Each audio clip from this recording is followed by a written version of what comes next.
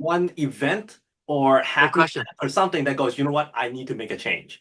Great question. You probably have some people raising money listening to this, right? You have people raising capital for their real estate or their businesses.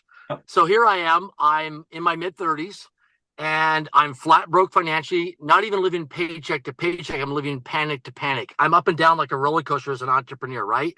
Because I don't have that security. So things are up and down. And I need to borrow some money for a friend of mine to fly in to go meet with an accredited investor, a high net worth investor. And this is like what they call an angel investor. This guy invests in startup companies. So I don't have any money. So I'm calling friends and family to borrow money. I fly into this city and I'm staying at the Holiday Inn Hotel because they have a free continental breakfast the next morning, right? For registered hotel guests. Mm-hmm. And I'm like, man, I get free breakfast tomorrow morning, right? So I'm staying at the Holiday Inn. And the next morning I realized, oh my gosh, I don't have any money. I can't take a taxi. This is before Uber. I can't take a taxi cab or public transit to this guy's office to go meet with him to pitch and sell him for a check for $50,000 for our startup company that I was involved with, one of these startup companies. So what I do is I pick up the phone and I call from the hotel. I call this guy to lie to this guy on the phone, this accredited investor, that things are really busy right now. There's rush hour traffic, and I can't leave the Holiday Inn. And I can't go out there to his office, and I'm just making a powerful request if he can drive from his office to the hotel, and I'm going to buy him breakfast at the hotel, which is a complete lie. Because the continental breakfast is for registered hotel guests only. Completely outright lie. Exaggerate things, embellish things, rah things up to get him excited to get him to say yes. So he finally says yes to me. He drives out to the hotel, and I told him I was going to buy him free breakfast. Bring him into this room, and he walks in. He's looking at his watch, and very low profile guy, but high net worth guy. And I said, listen, whatever you want to have, just go ahead and help yourself. It's free breakfast. I'm taking care of you. I got your back, man. Completely lying.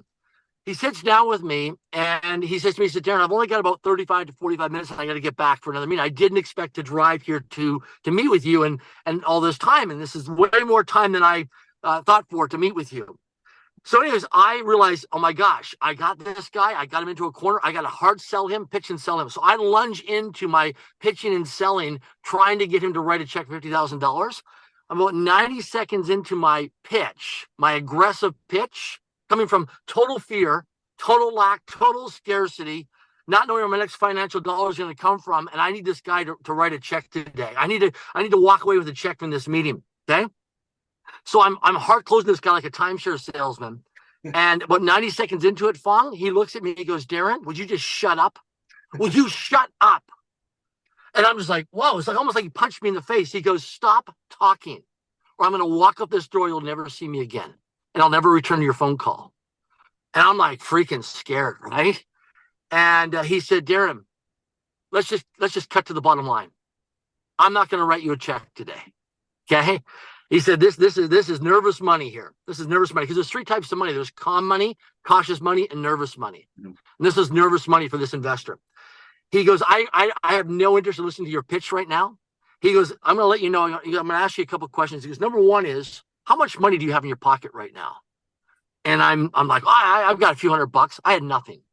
He goes, how much money you got in your bank accounts? I'm like, I'm doing well. I'm broke financially. I borrowed money to come here for the hotel, for my incidentals. I got no money. My airline ticket, all borrowed money. And he looks at me, he goes, you know what?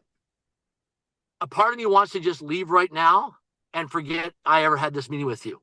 Another part is I want to feel like I'm an older man to you and I want to advise you like you're my son and give you some peace of mind, give you some words of wisdom because I see some of myself in you.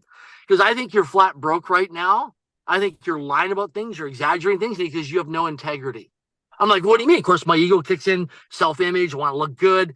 And I'm like, what? He goes, Darren, on that wall right now, it says for registered hotel guests only. I'm not staying at this hotel. Don't BS me that you're buying me breakfast. I'm not supposed to be eating here right now. And he says, you have to confront yourself on how much you embellish things, exaggerate things, and lie about things just to try and sell things to make a quick buck. And he goes, I want to share something with you. And people, if they're taking notes, write this down. This will transform your life. He goes, Darren, when you're dealing with somebody who's educated, somebody who's high net worth, ultra high net worth, who has more life experience or history experience than you, he goes, you got to stop pitching and selling and start educating and informing by listening and asking questions. Wow.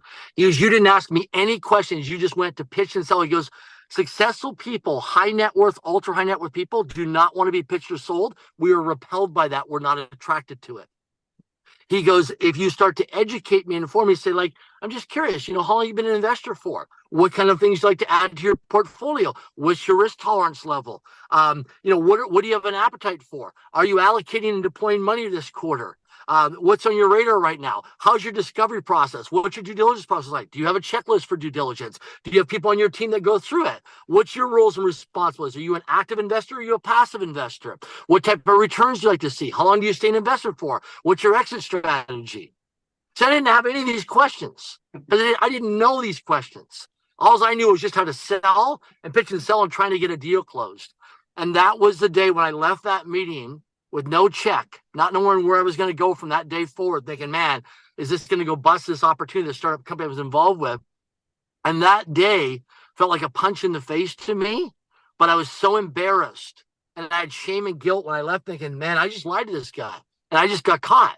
I told this guy about a free breakfast, which it wasn't free. I told the guy I was going to come see him at his hotel because all this stuff, which was all made up, by the way. And that was a turning point when I realized that in life, here's another thing that people can write down. In life, time will either promote you or time will expose you. It's just a matter of time. Mm-hmm. Time will either promote you or time will expose you. And that day I got exposed. How is success like a cinnamon bun? Good question. It changes the way it tastes throughout your life and life experiences. I find that when you're a kid, it tastes differently.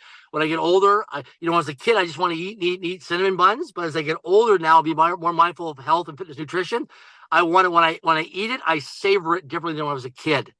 When younger kids used to like eating it.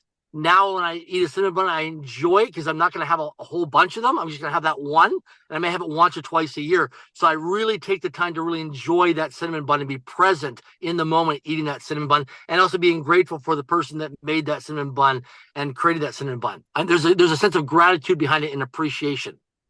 Awesome. Nice answer there. So that's how success is like a cinnamon bun.